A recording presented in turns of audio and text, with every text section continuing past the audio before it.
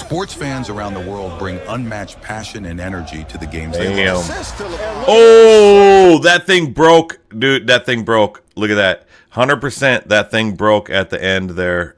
And they cut it off right here. I swear this broke if you look closely. They love. Boom. It was starting to drop. I swear to God. The NBA, a fan on the court. Comparing fans in the USA to those in Europe, the contrasts are both fascinating and profound. Fight at the Miami Dolphins. From that guy has a weak punch. Let's explore the biggest differences that define these two vibrant fan cultures. Chants and songs, a symphony.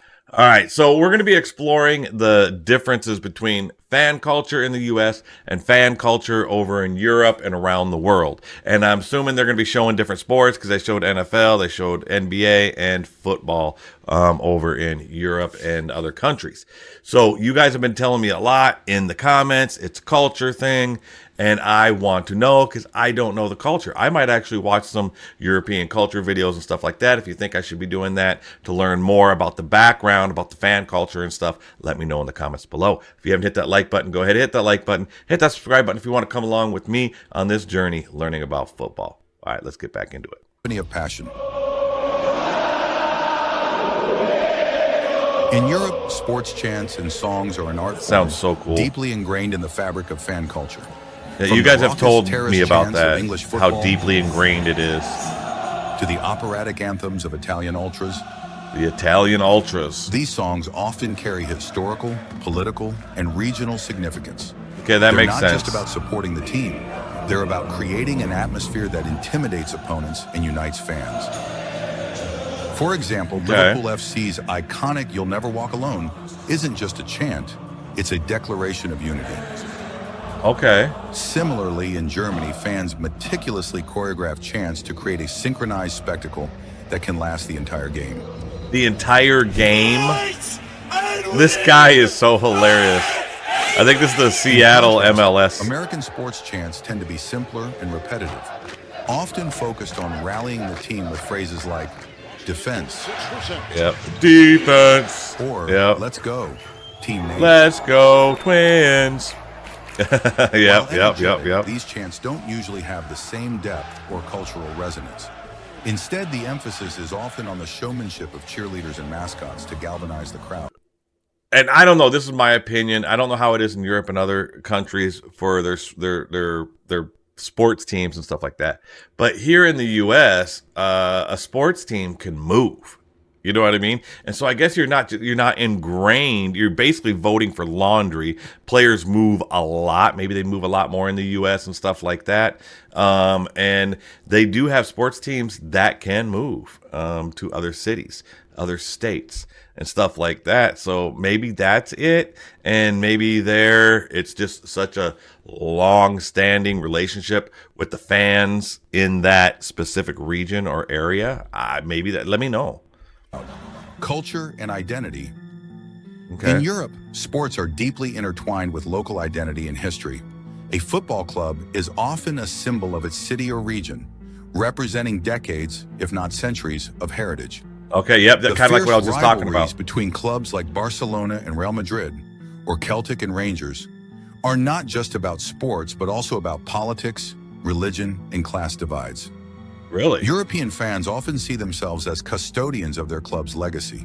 Supporting a team is a lifelong commitment, often passed down. Yep, I've heard that in the comments. Yep, I've heard that in the comments. This intense loyalty manifests in rituals, pilgrimages to historic stadiums, and unyielding support even in the face of failure.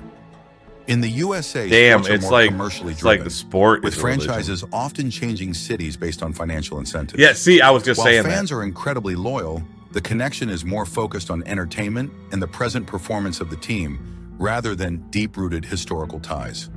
Tailgating parties, Super Bowl commercials, and halftime shows emphasize the event's it is. I mean, we look at sports as it's rather fun. Than its historical or cultural significance. Yeah.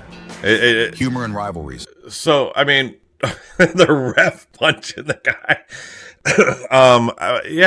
So I agree with that. We look at it as a break from our everyday lives.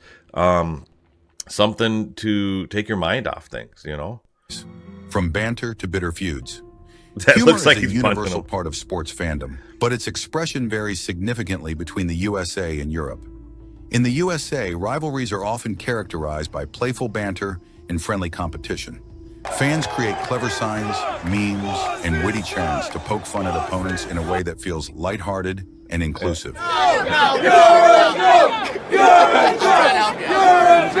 Even in intense rivalries like Yankees versus Red Sox or Lakers versus Celtics, there's usually a sense of mutual respect underlying the competition. The humor often leans into pop culture references and creative wordplay, making it accessible and entertaining for a wide audience. In Europe, humor in sports fandom takes on a sharper edge and is often deeply rooted in cultural and historical context. Rivalries such as the North London Derby, Arsenal versus Tottenham, or the Milan Derby, AC Milan versus Inter. Well, so my question here is, though, I know players move a lot on teams, so I mean, do they can't take on that same culture, I guess? You know what I mean? Do they? I mean, you guys have to help me with this because the players can't be, I wouldn't think, unless they're hometown people, but they move. The big name players move around and stuff like that. So do they take on that same belief system and culture that the fans do? I mean, let me know. Bring an intensity that can border on hostility. The chants and banter here are more biting, sometimes brutal, reflecting the deep-seated emotions tied to club history, regional pride, and political undertones. Creativity, flags, tifos, Though and that tailgates. Looks so cool. We've seen that in that other video. European fans are renowned for their creativity in supporting their teams. God save the king. Tifos, elaborate, large-scale visual displays These created are really by fans, are a hallmark of European stadiums. These are freaking amazing. These displays often involve intricate choreography, love it. giant banners and pyrotechnics, Wow. transforming That covers the whole stadiums into stadium. living, breathing works of art. Additionally, fans in Europe take pride in creating bespoke chants and visual spectacles tailored to specific matches. Those look so cool. Often working together for weeks to plan these displays. The integration of local art, culture, and traditions into these efforts makes each display unique. In the USA, creativity shines in different ways. Tailgating before games is a unique tradition where fans gather in parking lots to cook, drink, and celebrate before heading into the stadium. This practice, blending food, music, and food at camaraderie, tailgating is creates a top-notch. festive pregame atmosphere that sets American sports apart. Moreover, the costumes, face paint, and elaborate signs seen at NFL and college football games highlight the individual flair of American fans. This creativity is often fueled by the competitive spirit of fans vying to be noticed on jumbotrons or by TV cameras, adding a personalized touch to the overall spectacle. I don't agree. That's not why they do it. European stadiums are designed to prioritize atmosphere and accessibility. Ticket prices are generally lower than in the USA, making it possible for a broader section of society, including working-class fans, to attend matches. That's cool. The compact design of European stadiums ensures that fans are close to the action, fostering a cauldron-like atmosphere with deafening chants and intense passion. Yeah, you ain't getting that close. This layout also creates a sense of inclusivity, where the game feels like a communal event rather than a commercial. It's like a coliseum, man, back in the Roman days. Attending a major American sporting event often comes with a hefty price tag, including high ticket prices, parking fees, and expensive concessions. Yep. The larger and more luxurious American stadiums are designed with comfort in mind, featuring spacious seats, high-end suites, and advanced technology. While the atmosphere can be electric, it's often driven by spectacle, with massive jumbotrons, dramatic light shows, so you can see your and elaborate players halftime stuff a lot better. entertainment stealing the spotlight. The energy feels more orchestrated and centered around creating a show rather than the organic, collective fervor seen in European stadiums. Community that goes back to like what I was saying before. Sports to us, I should say me, and I don't want to speak for everybody, because there are some ultra fans in sports here. Don't get me wrong, there's fights and all that stuff, but it's usually fueled by alcohol later, after the game or something like that. But it is an entertainment. It's something to do to have fun with your friends. it's something to take your mind off things and just have a good time. It's definitely not rooted in culture. A team is not definitely rooted in culture. It can move. The players move every year. You have half the team could be totally different people. So like I said, you're voting for laundry or rooting for laundry, so it is definitely not rooted in culture and maybe that's because the U.S., I mean, you have a lot of different subcultures, like the South, the North, East, West, different stuff like that with different, what am I trying to say? With different types of ways of speaking, but you all basically have the same type of culture. You have different religions and all that type of stuff, but I don't know how to say it. I get it. Of two cultures. In Europe, being a fan often means being part of a tight-knit community. Local pubs, supporter clubs, and fan forums are vital spaces where fans gather to discuss, debate, and bond over their shared love for the team. These communities extend beyond match days. See, this thing breaks. I swear to God, it breaks. Friendships and a sense of belonging. American sports Maybe it doesn't. It looked like it broke in the beginning. But the experience is often more individualistic. Social media and fantasy leagues have created new ways for fans to engage with sports, often focusing on individual players rather than teams. While tailgating and fan clubs exist. Well, I mean, to be fair, we just watched that Messi video and they focused 100% on individual player. They didn't talk about the rest of the team at all. They're like, Messi has to win this. You know what I mean? So you can't tell me that they focus on the team more than the player. Maybe most do, but I guess when you have that outstanding player, maybe it's different. I don't know. The sense of local identity is less pronounced compared to Europe. Fan involvement in decision-making. European fans often play an active role in the decision-making processes of their clubs. Really? In countries like Germany, the 50+1 rule ensures that fans maintain majority control over their clubs, preventing private investors from taking over entirely.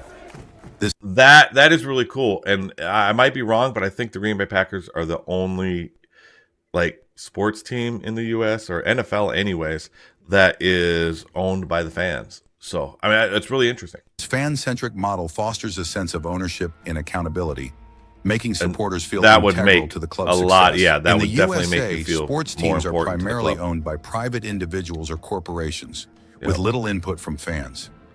Decisions are often made with profitability in mind, which can sometimes alienate the fan base. While American fans are passionate, their influence on team management is significantly less compared to their European counterparts. Yeah, no, the managers do whatever the hell they want. Match day rituals, tradition versus entertainment. European match days are steeped in tradition. Fans often gather at local pubs before the game, sing club anthems, and march together to the stadium. The rituals are as much a part of the experience as the game itself, creating a sense of continuity and shared history. In the USA, match days are more about entertainment and spectacle. From elaborate pregame shows to fireworks and celebrity performances, the focus is on creating a larger-than-life experience. While this approach appeals to a broader audience, it lacks the intimate, ritualistic feel of European match days. Media coverage and storytelling. In the USA, sports media heavily emphasizes individual athletes and their personal stories, crafting them into larger-than-life figures. Icons like LeBron James and Tom Brady dominate headlines. That is one thing that bugs me, is the elevation of sports people, I guess.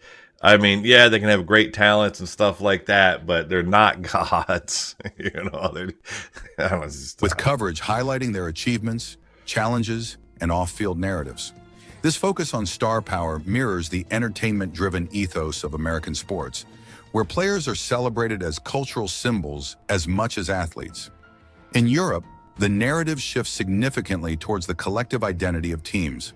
While standout players are acknowledged, the essence of sports reporting often centers around a club's history, its legacy of rivalries, and shared victories or struggles.